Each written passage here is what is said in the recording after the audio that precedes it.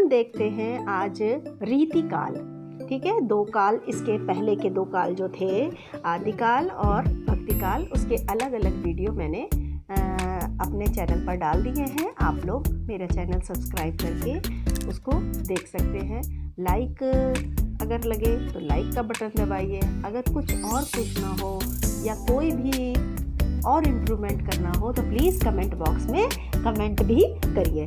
चलिए आज हम देखते हैं रीतिकाल। तो रीतिकाल 1650 से 1850 तक का काल था। तो 1650 तक के 1850 तक माना जाता है। भक्तिकाल को, इससे पहले का काल कौन सा था? भक्तिकाल। तो भक्तिकाल को हिंदी साहित्य का पूर्व मध्यकाल तथा रीतिकाल को उत्तर मध्यकाल भी कहा जाता है। इसके दो नाम हैं। ठीक है, भक्तिकाल को क्या कहा जाता है? हिंदी साहित्य का पूर्व मध्यकाल तथा रीतिकाल को उत्तर मध्यकाल भी कहा जाता है। भक्तिकाल और रीतिकाल दोनों के कालों को हिंदी साहित्य का मध्यकाल भी कहा जाता है। ठीक है, तो रीति का अर्थ होता है पद्धति। तो रस, अलंकार, गुण, धर्म तथा नायिका भेद आदि काव्यांगों की जो काव्य के अंग हैं उनकी विवेचना करते हुए, इनके लक्षण बताते हुए रचे हुए काव्य की प्रधानता के कारण, जो काव्य रचे जाते हैं उसकी प्रधानता के कारण इस काल को रीतिकाल कहा गया है। इसमें कुल मिला के आपको एक छोटी सी बात बता दें, रीतिकाल में रस, छंद, अलंकार, नायिका का वर्णन और नायिका के और अंगों का वर्णन, इस तरह से जो अपने काव्यों में इन्होंने कवियों ने अपना रचनाएं करी हैं, उसी काल को हम रीतिकाल कहते हैं। रीतिकाल में श्रृंगार की प्रधानता होती है। कौन से रस की प्रधानता होती है? श्रृंगार रस की प्रधानता होती है। तो इस काल में श्रृंगार की प्रधानता के कारण इसे श्रृंगार काल भी कहा जाता है। इसको, रीतिकाल को हम श्रृंगार काल भी कहते हैं। इसके अतिरिक्त इसे अलंकार काल भी कहा जाता है। अलंकार काल क्यों कहा जाता है? क्योंकि इसमें अलंकारों का भी वर्णन है। और कला काल भी कहा जाता है।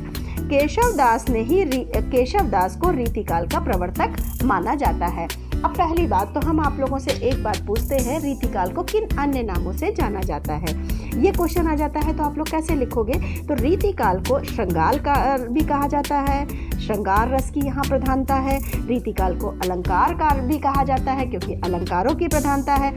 रीतिकाल को हम कला काल भी कहते हैं क्योंकि यहाँ अन्य कलाओं की, नायिका के अन्य कलाओं की भी का भी वर्णन होता है, इसलिए रीतिकाल को हम कला काल भी कहते हैं।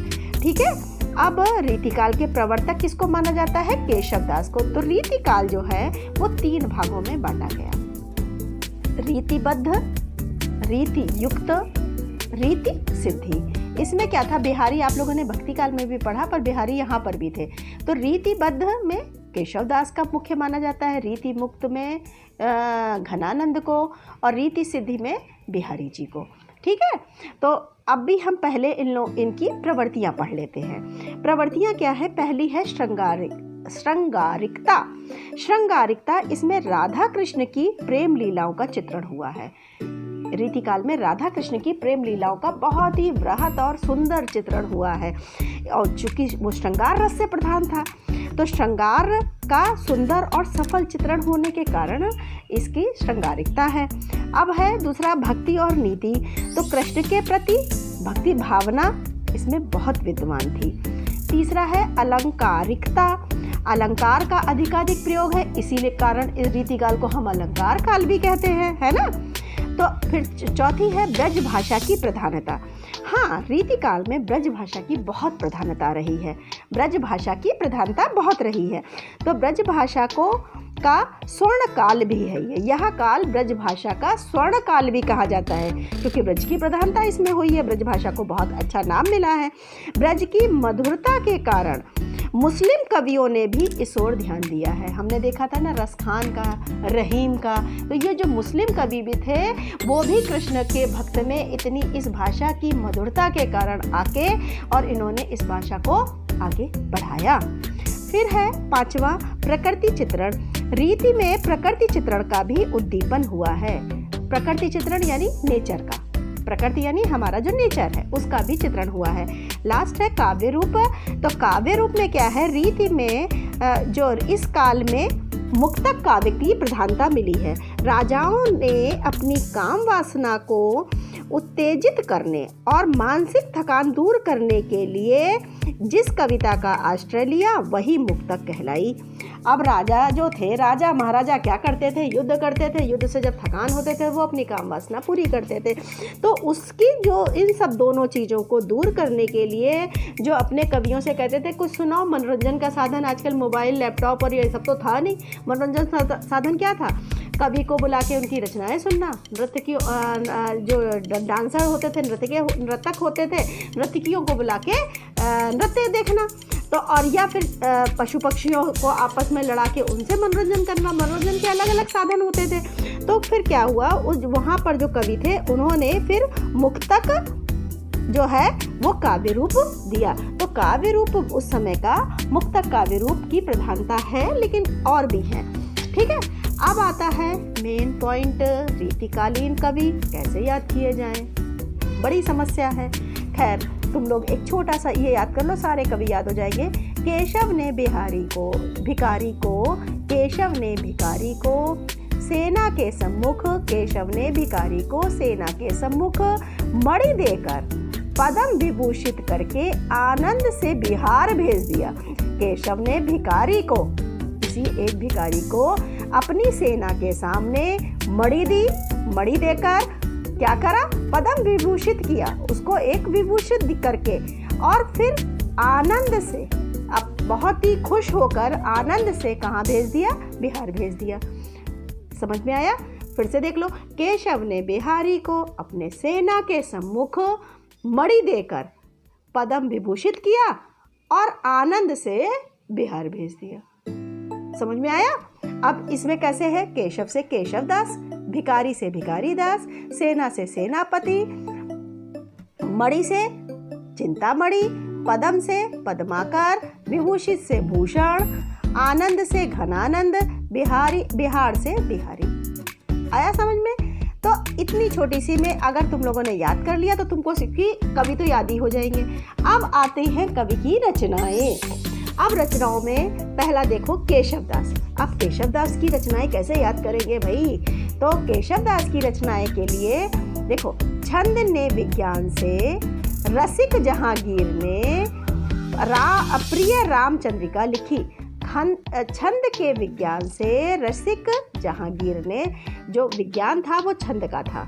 रसिक जहांगीर ने, एक कोई रसिक जहांगीर थे, उन्होंने क्या किया, प्रिय रामचंद्रिका लिख दी। ठीक, अब छंद से छंदमाला, विज्ञान से विज्ञान गीता, रसिक से रसिक प्रिया, जहांगीर से जहांगीर जयचंद्रिका, और इससे प्रिय से कवि प्रिया, रामचंद्रिका रामचंद्रिका लिखी। है ना इजी? अब भिखारी दास का देखो, एक शाशिका विष्णु का रसपान कर, एक कोई शाशिका थी, विष्णु का रसपान कर काव्य श्रृंगार कर अमर हो गई। एक शाशिका विष्णु का रसपान कर काव्य श्रृंगार कर क्या हो गई, अमर हो गई। अब शाशिका, शतरंज शाशिका, विष्णु, विष्णु पुराण, रस सारांश, काव्य, काव्य निर्णय, श्रृंगार, श्रृंगार निर्णय, अमर, अमर कोश। आया समझ में? अब ये देखो, पद्माकर, पद्माकर में क्या लिखोगे, बहादुर प्रकाश ने जग रसायन को गंगा में भर दिया। बहादुर प्रकाश ने जग रसायन को गंगा में भर दिया। अब कैसे, बहादुर का हिम्मत बहादुर, प्रकाश का अलीजा प्रकाश, जग का जग विनोद, रसायन का राम रसायन, गंगा का गंगा लहरी। ठीक है, और गंगा में भर दिया, भर का हो गया पद्याभरण। ठीक है, अब अगले कवि आते हैं भूषण। शिवराज ने छत्र लेकर, शिवराज का छत्र लेकर शिवा गई, शिवराज का छत्र लेकर शिवा गई, शिवराज का छत्र लेकर शिवा चली गई। शिवराज, भूषण, छत्र, छत्रसाल, शिवा यानी छत्रसाल, छत्र का होगा छत्रसाल दशक, शिवा यानी शिवा बावरी।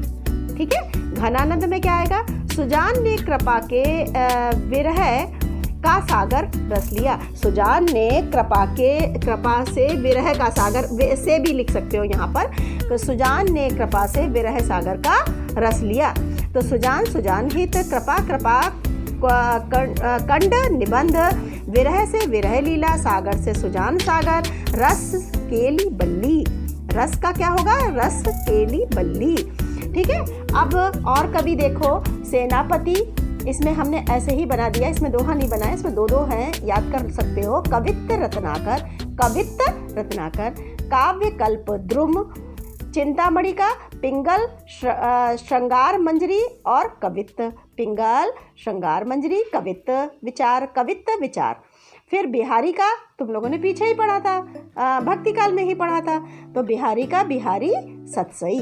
ठीक है। तो इस तरह से तुम लोगों रीति काल में हमने बताया, रीति काल के 3 भाग होते हैं, रीतिबद्ध, रीतिमुक्त और रीति सिद्धि।